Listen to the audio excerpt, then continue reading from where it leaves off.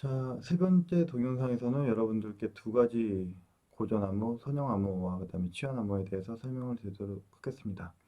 두 번째 동영상에서 여러분들께 이동암호에 대해서 설명을 드렸어요. 이동암호는 어떻게 암호화를 했었냐면 평문의 암호화 키에 해당하는 값을 더해서 그 결과에 대응되는 알파벳을 암호문으로 사용을 했어요. 그쵸? 선형암호는 조금 더 거의 비싼 메커니즘이긴 하지만 조금 더 복잡한 수식을 사용합니다. 평문에 해당하는 값에 A라는 비밀 키 정보를 곱하고요. 그 다음에 여기에 B라는 비밀 키 정보를 더해요. 자, 이동암호와는 뭐가 다른가요? 이동암호는 선형암호에서 이 A라는 정수가 1인 케이스였어요. 그러니까 어떻게 보면 이동암호는 선형암호의 일종이다 라고 말씀을 드릴 수 있죠. 근데 여기서 A가 사용되는 게 26과 서로소인 정수가 사용이 됩니다.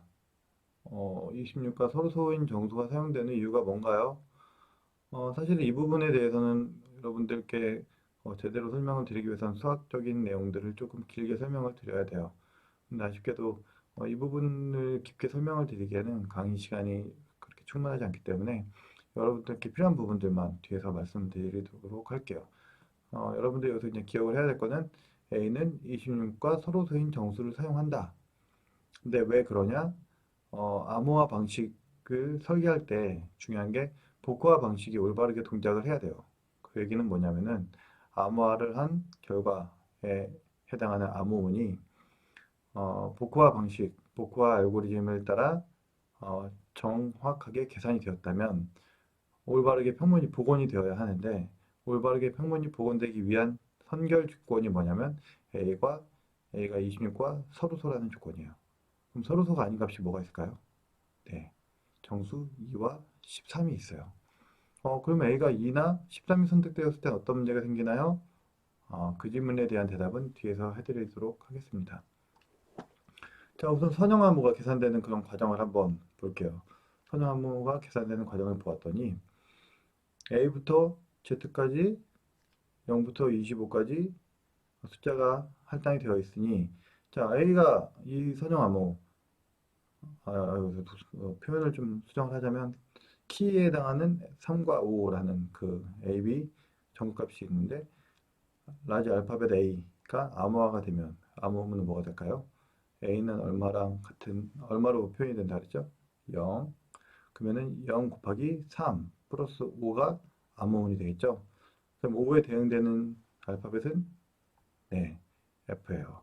그러면 B는 어떻게 될까요? B는 1.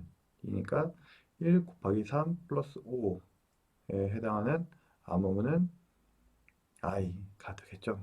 이런 식으로 0부터 25까지 3을 곱하고 B에 해당하는 5를 더한 다음에 그 결과로 나온 정수를 26으로 나눈 나머지 그러니까 0부터 25까지의 그 사이의 정수가 나올 텐데 각각에 대응되는 알파벳을 매핑을 시켜주면 여러분들이 보시는 21페이지 슬라이드에서 보는 것과 같은 표를 얻을 수가 있어요.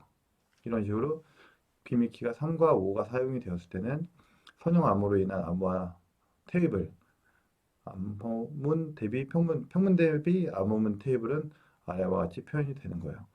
여러분들 이제 그 동영상 강의 보시면서 중간에 스탑시키고 테스트 확인해 보시던지 아니면 나중에 동영상 다 강의 보시고 나서 한번 이 부분은 손으로 한번 계산해서 확인해 보시길 바래요.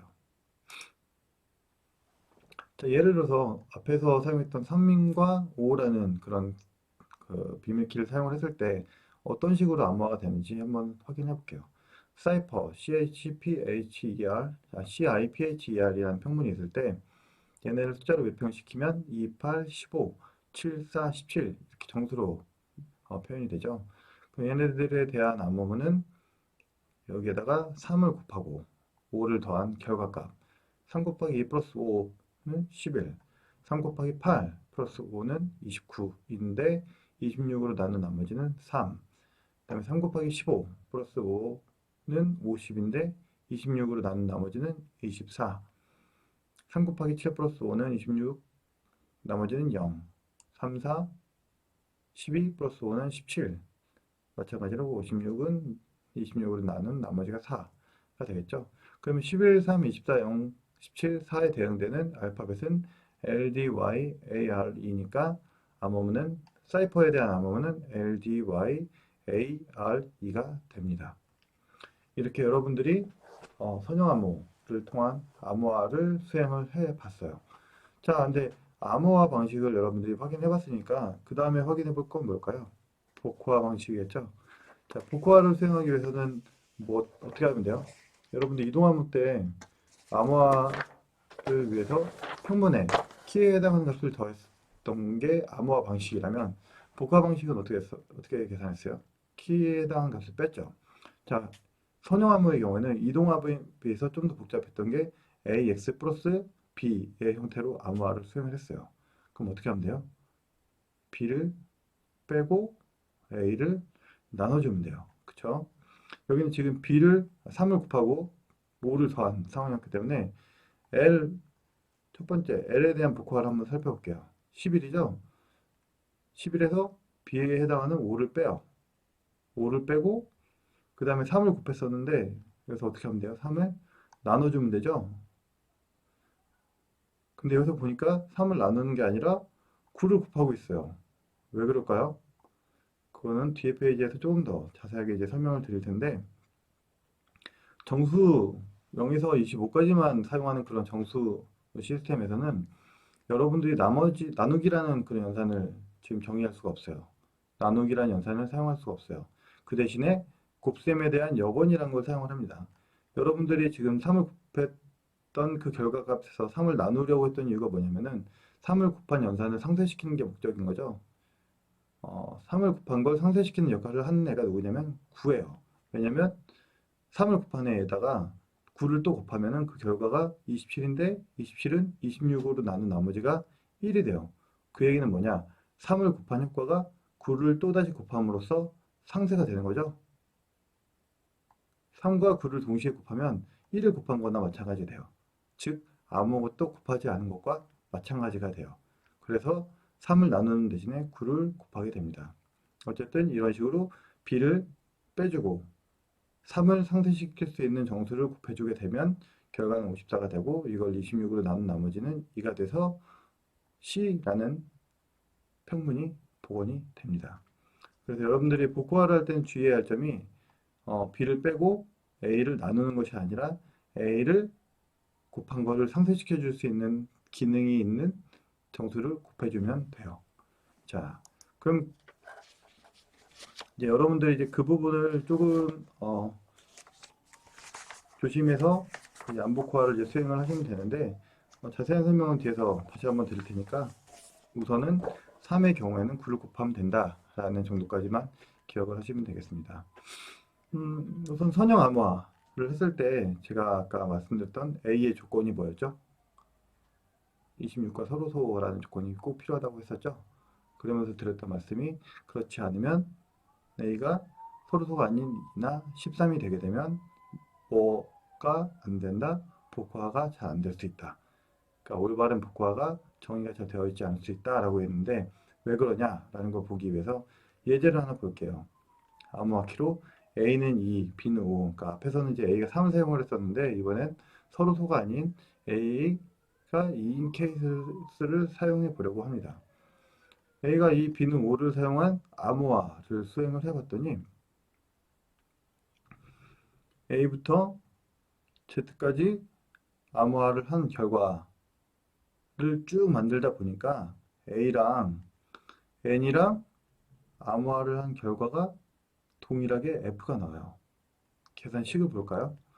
A는 0, N은 13인데 곱하기 2 플러스 5를 했더니 5가 되고 곱하기 2 플러스 5를 했더니 31이 돼서 이걸 26으로 나눈 나머지가 5가 돼서 동일하게 F로 매핑이 됐어요. 여러분들 두 개의 평문이 하나의 암호문으로 매핑이 되게 되면 이런 질문이 생기게 되죠. 그러면 F를 복호화했을 때는 이것은 그 대응되는 평문이 A인가요? N인가요? 네, 그것을 결정할 수가 없어요. 자, 그럼 여러분들이 이제 A가 서로소가 아닌 경우에 어떤 문제가 생기는지 볼 수 있죠? 예, 그래요. 평문이, 하나의 평문이 하나의 암호문에 매핑이 되는 것이 아니라, 하나의 평문이 하나의 암호문으로 변환이 되는 것이 아니라, 두 개의 평문이 하나의 암호문으로 변환이 되게 돼요. 자, 왜 그런지 수식을 보게 되면, 2 곱하기 0, 그 다음에 2 곱하기 13. 자, A와 B에 대응되는 정수가 0, 13인데, 서로소가 아닌 경우에는 0과 13, 그 앞에 있는 2로 인해서 26으로 나눈 나머지가 같아지는 애들이 발생을 하게 돼요. 왜? 여기서는 2 곱하기 13이 이게 26이 되죠. 그래서 A와 N이 26에 대해서는 같은 값이 되는 효과를 가지게 됩니다. 그래서 A라는 정수는 N과, 그러니까 26과 서로소인 정수가 사용이 되어야 해요. 앞에서 말씀드렸던 A의 조건이 왜 필요한가에 대한 그 설명이었고요. 자, 이번에는 복구화를 할 때 A를 나누는 것이 아니라 A를 나누는 것과 같은 A를 곱했던 효과를 무의미하게 만들 수 있는 또 다른 정수를 곱해야 된다. 그래서 A가 3이라는 정수가 사용이 되었을 때 9를 곱해서 3, 9, 27이니까 3을 곱하고 또 9를 또 곱하게 되면 1을 곱한 거랑 마찬가지 효과가 되게 하도록 하는 정수를 사용한다 라고까지만 말씀을 드렸었는데 어, 이거는 이제 이론적으로 왜 그렇게 되는지에 대한 설명을 드리기는 좀 시간이 빠듯하고 여러분들 커리큘럼 상으로도 좀 아쉬운 시간상 아쉬운 부분이 있기 때문에 결과적인 그 값들만 좀 설명을 드리도록 할게요. 자, 다시 암호화 방식을 수식으로 확인해 보자면 어떤 평문 x가 있을 때 a를 곱하고 b를 더하는 방식으로 암호문 y를 만들었죠. 자, 근데 이때 a는 이제 26과 서로세인 정도만 사용을 한다고 했으니까 가능한 값들을 보게 되면 3, 5, 7, 9, 11, 15, 17, 19, 21, 23, 25. 이제 트리비얼 케이스인 1은 배제를 하고 나머지만 설명을 드렸습니다. 자, 그러면 각각이 A로 사용이 됐을 때 어떤 값을 곱해야지만 그 정수를 상쇄하는 효과를 주는지 한번 볼게요. A가 3, 5, 7, 11, 17, 25 이렇게 사용이 됐을 때 3에는 뭐를 곱해야 될까요? 아까 사용했던 예제죠? 9. 값을 보면 3, 9는 27, 27은 26으로 나눴을 때 나머지가 1이 돼요. 자, 5에 대해서는 21. 5 곱하기 21은 105가 되니까 26으로 나눈 나머지는 1.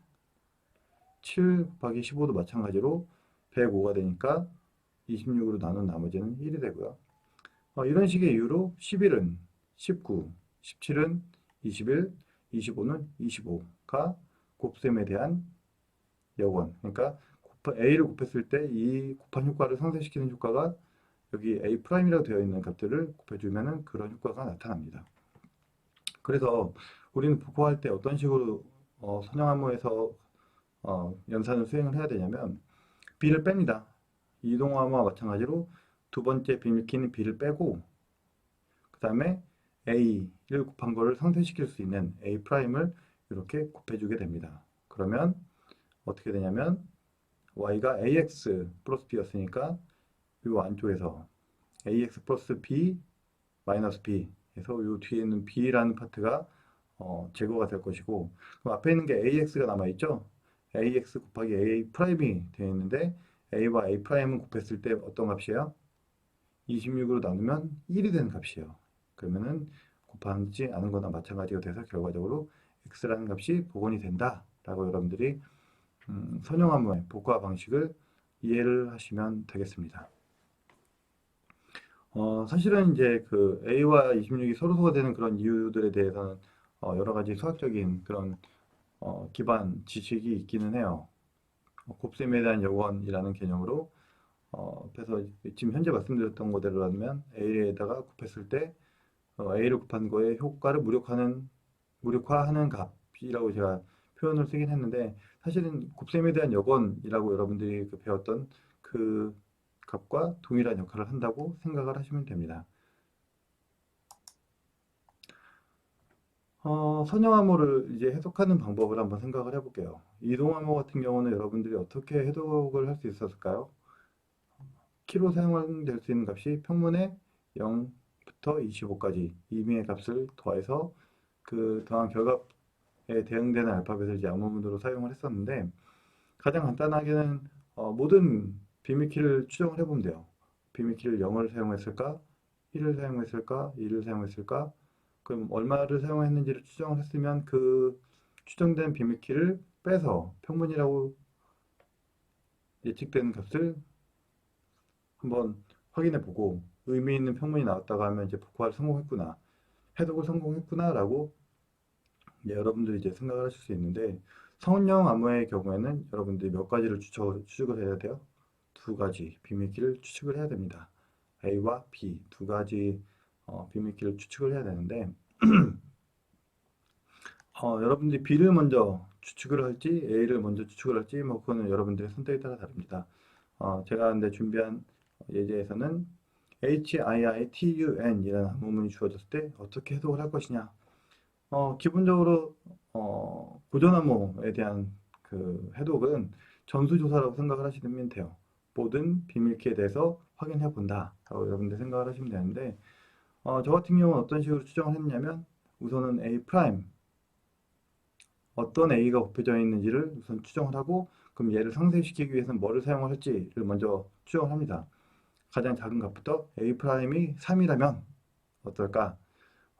A 프라임 3이라고 추정을 한 다음에 B를 1, 2, 3, 4, 5, 6, 7, 8, 9, 10 모든 값에 대해서 확인해 봤어요. 그러니까 B를 빼고 A 프라임 곱한 거죠. 앞에서 이제 복호화를 하는 방식으로 HIITUN에 대한 모든 경우 그 비밀키 경우에 대해서 복호화를 쭉 진행을 해봤어요. 그랬더니 A 프라임이 3인 경우에는 B가 어떤 값이 되던 간에 의미 있는 평문이 나온 게 하나도 없었어요. 자, 그런데 A 프라임이 5라고 추정을 했더니 B가 7이라고 B가 이제 1인 경우에는 어떻게 했을까요? HIITUN에 대응되는 정수들에서 1이라는 B값을 빼고 그 다음에 A 프라임에 대응되는 5를 곱해서 그 결과값을 알파벳으로 변환을 했겠죠. 그런 식으로 이제 B가 2일 때, 3일 때, 4일 때, 5일 때, 6일 때, 7일 때까지 해봤더니 B가 7하고 추정이 될 때, 그러니까 A 프라임은 5를 사용을 했고 B는 7을 사용을 했을 때, P인이라는 이런 의미가 있는 단어가 평문인 것으로 나왔어요. 그러면 지금 A 프라임은 5를 사용했고 B는 7을 사용했으니까 B미키는 뭐란 얘기예요? B는 7이고 A 프라임은 5니까 A는 얼마? 21. 왜 A는 21이에요? 5가 아니라? 아까 말씀드렸죠? A 프라임 5를 곱했다는 게 뭐냐면은 5를 곱했을 때 1이 되는 정수인 21이 A가 사용이 되었을 것이다 라고 우리가 지금 추정을 했다는 얘기예요. 그래서 A 프라임 값을 추정을 5로 하고 B를 7로 했을 때 복화가 우리가 성공을 했고요. 그래서 B미키는 A는 21, B는 7이다 라고 말씀을 드릴 수가 있습니다. 이런 식으로 선형 암호에 대해서 여러분들이 복화를 암호 해석을 수행을 해볼 수가 있어요.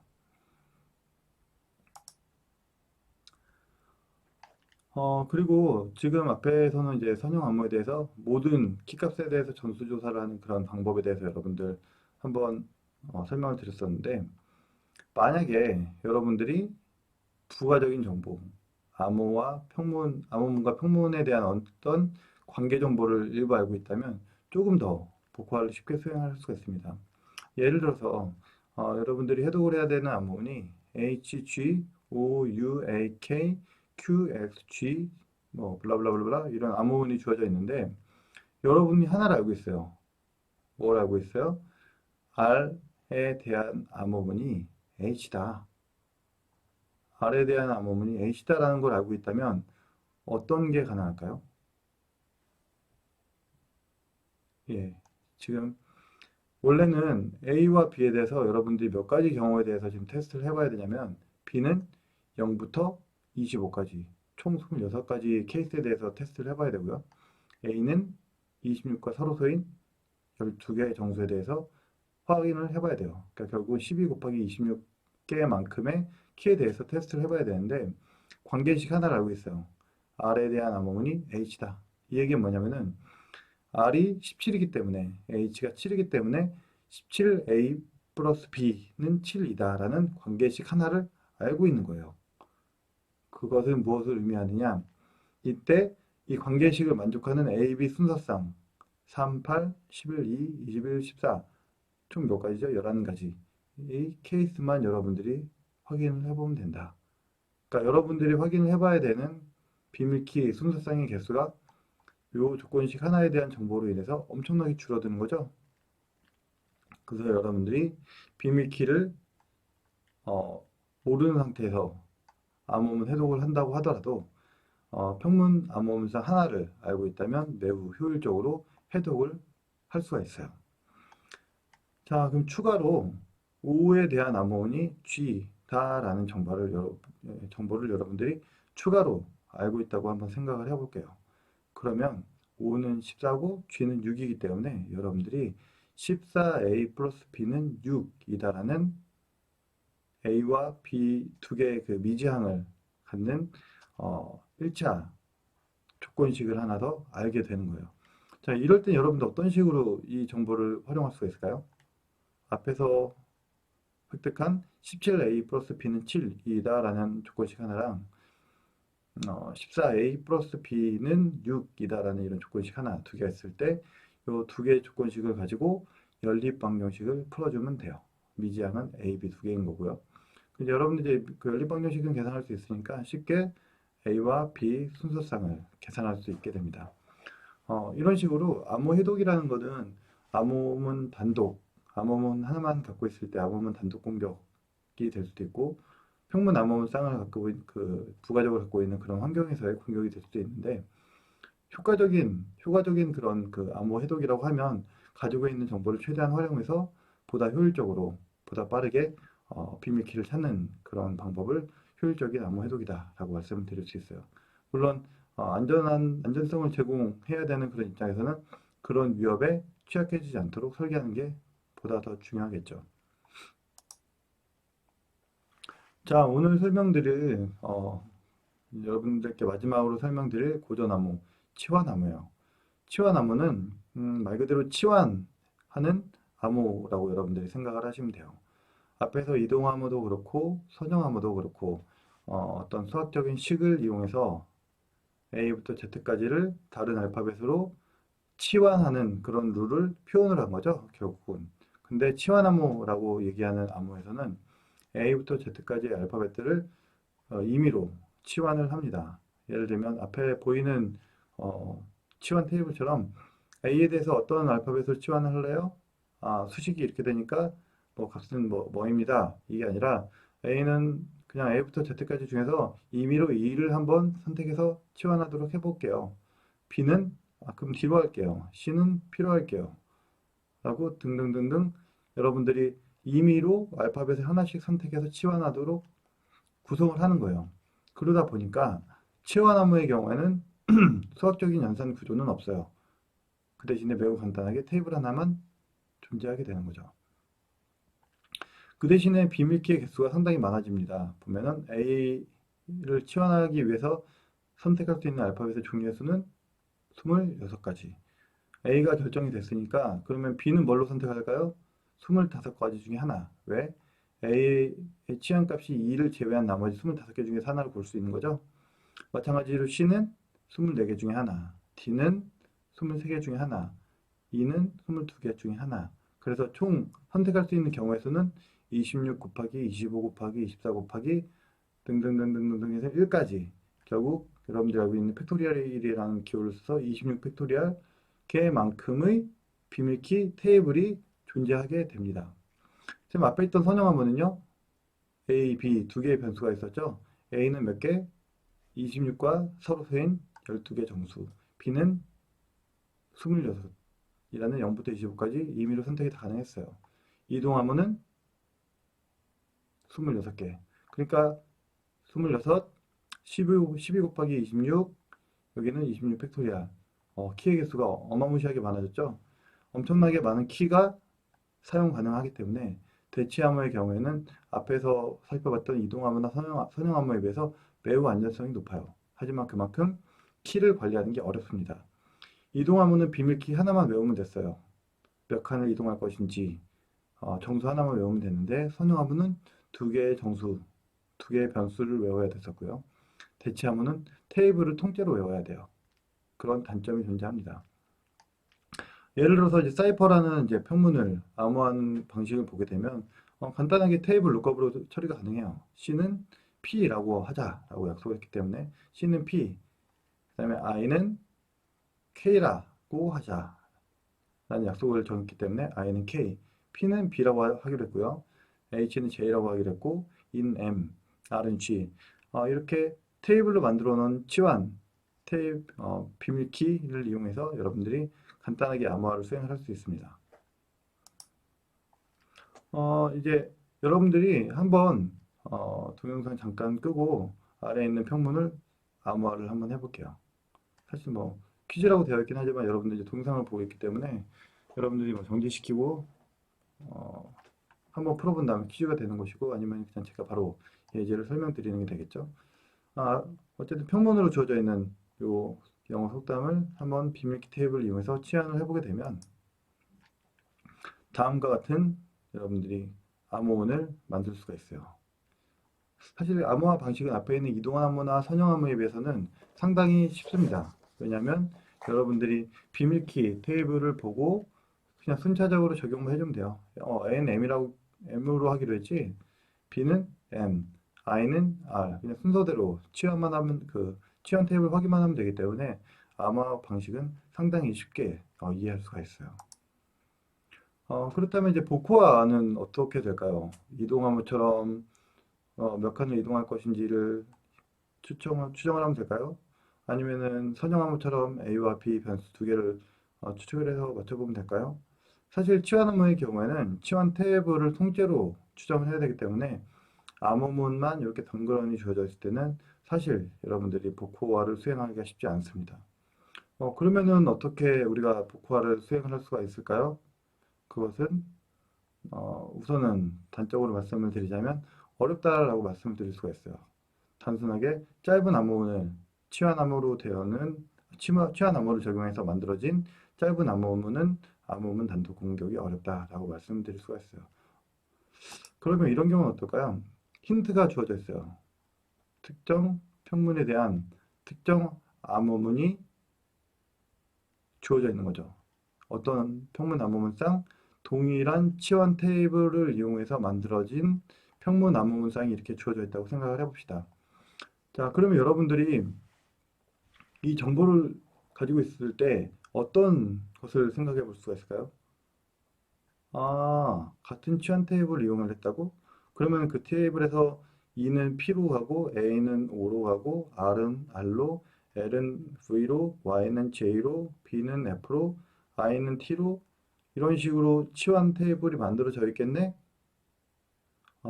그러면은 치환 테이블에서 A부터 Z까지 쫙 써놓고 이 평문에 대응되는 알파벳들은 대응되는 암호문 테이블 값을 채울 수가 있겠네? 라고 여러분들이 생각을 할 수가 있어요. 그러면 그걸 이용해서 뭘 할 수가 있냐? 평문 암호문 쌍을 우선 채울 수 있는 건 채워놓고 앞에 퀴즈로 주어져 있던 암호문 있죠?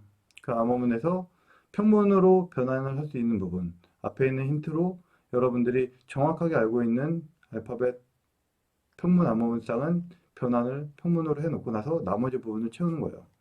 물론 그 나머지 부분이 원래 값을 복원하기 어려울 정도로 모르는 부분이 많다라고 하면 평문을 복원하는 게 쉽진 않겠죠. 하지만 아무것도 모르는 상태보다는 좀 수월하게 여러분들이 복화를 수행을 하실 수가 있을 거예요. 앞에서 선형암호의 경우에서도 여러분들께 말씀드렸었지만 단순하게 암호문이 주어져 있는 상황에서 해독을 하는 것보다 암호문과 평문문 사이의 어떤 연관성을 여러분들에게 드러낼 수 있는 어떤 정보가 있을 때 그 정보를 이용해서 해독을 효율적으로 하는 게 암호 해독하는 관점에서의 어떤 중요한 포인트인데 치환암호의 경우에는 이런 식으로 평문 암호문 쌍이 주어지면 치환암호 테이블의 일부 정보가 드러난다는 점을 암호 해독을 위해서 여러분들이 사용할 수가 있습니다. 예, 치환암호의 경우에는 선형암호나 이동암호에 비해서 그 수학적인 연관성, 수학적인 구조의 그런 관계성이 크지가 않아요. 그러다 보니까 선형암호나 이동암호에 비해서는 암호 해독이 상당히 어려운 편입니다. 근데 그럼에도 불구하고 어떤 형태의 정보를 여러분들이 추출을 해낼 수 있냐면 짧은 암호문의 경우에는 힘들겠지만 긴 암호문 있죠. 동일한 치환 테이블을 이용한 긴 암호문의 경우에는 알파벳의 사용 빈도라는 것을 이용해서 해독을 할 수가 있어요. 무슨 말이냐? 여러분들이 여기 지금 슬라이드 33번 3페이지에서 보시는 이 내용이 뭐냐면은 영어로 되어 있는 문서나 이런 것들을 상당히 많이 통계적으로 분석을 해보니 E라는 알파벳이 22%가 사용되었더라. 그리고 T라는 알파벳이 9%가 사용이 되었더라. 그 다음에 A라는 알파벳이 8%가 사용이 되었더라. 이런 식으로 알파벳의 빈도를 분석을 한 거예요. 근데 이게 무슨 의미가 있습니까? 평문을 암호문으로 치환은 하는데 예를 들어서 A를 B로 치환을 했다. 그러면은 모든 A는 B로 치환이 되는 거죠. 그 얘기는 A가 존재하는 비율만큼 암호문에서는 B가 존재하는 거예요. 그럼 이제 암호문에서의 빈도를 한번 분석을 해보니 T가 제일 많고 A가 11점 얼마 정도 나오고 S는 7% 정도 나오고 이거는 지금 정확한 알파벳의 빈도와는 좀 다르지 않나요? 예, 다릅니다. 다른데, 이게 다른 테이블이네요. 기본적으로 이제 그 암호문에 존재하는 알파벳들의 통계적인 그런 분포를 확인해 보시고 어떤 걸 할 수 있냐? 가장 많이 나오는 알파벳이 이것은 이가 암호화가 된 것이겠구나. 예를 들어서 13% 정도가 어떤 알파벳이 나와요. 이건 이겠네. 그 다음 빈도로 나오는 게 9점 얼마 정도로 뭐 나오는 알파벳이 있다면 이건 T에 대한 암호문이구나 라는 걸 여러분들이 추정을 할 수가 있어요. 이런 식으로 여러분들이 각각의 알파벳의 그 빈도를 놓고 뭐를 할 수 있다? 이것을 평문의 빈도를 통해서 암호문의 빈도랑 비교를 해서 암호문에서 각각의 암호문이 어떤 평문에 대한 암호문인지를 추정을 할 수 있다. 두 번째로 있는 테이블은 보면 어떤 내용이냐면은 T로 시작한 단어 중에서 T로 시작하는 단어가 몇 프로가 있나? A로 시작한 단어가 몇 프로가 있나? 그러니까 이런 식으로 언어의 통계적인 특성을 이용해서 여러분들이 암호문을 치환 암호가 적용된 암호문을 보고할 수 있다는 거예요. 여기서 여러분들이 지금 알 수 있는 게 뭐냐면은 아무리 복잡하게 만든 암호문이라고 하더라도 기본적으로 동일한 암호화 방식을 적용했기 때문에 어떤 형태든 간에 정보는 존재합니다. 그 정보를 잘 찾아서 복구해내는 게 해독을 하려는 사람의 목적이 되는 거고, 암호를 안전하게 설계를 하는 사람 입장에서는 어떻게 해야 되냐면 그러한 특성이 존재하지 않도록 설계를 하는 게 잘 암호를 설계한 거가 되겠죠. 아쉽게도 사실은 그 고전 암호들이 치환 암호 같은 경우 상당히 많은 키가 사용이 가능하다고 말씀드렸지만 그럼에도 불구하고 현대 암호의 관점에서는 안전하지 않습니다. 왜냐하면 많은 컴퓨팅 파워를 이용한 해독에서 자유로울 수가 없기 때문이죠. 실제로도 여러분들이 치안암호 암호문을 인터넷에서 돌아다니는 그런 해킹 툴, 간단하게 웹에서 제공되는 해킹 서비스, 해킹 기능이 제공되는 그런 사이트들이 있는데 간단하게 이제 그 암호문을 넣고 이 암호문에 대한 평문이 뭡니까? 라는 질문을 던지게 되면은 상당히 높은 비율로 금방 평문을 찾아줍니다. 왜냐하면 고전 암호들이 그만큼 계산적인 능력이 충분하면 쉽게 해독이 되기 때문이죠. 워낙 컴퓨터들의 성능이 좋아지다 보니까 고전 암호들은 현재까지 나온 모든 고전 암호들은 안전하지 않습니다. 그래서 지금까지 여러분들에게 제가 고전 암호 중에서 대표적으로 이제 잘 알려져 있는 이동암호, 선형암호, 치환암호에 대해서 설명을 드렸고요. 다음 이제 4강, 네 번째, 다섯 번째 동영상에서는 이제 현대암호에서 사용되는 대칭키 암호들에 대해서 설명을 드리도록 하겠습니다.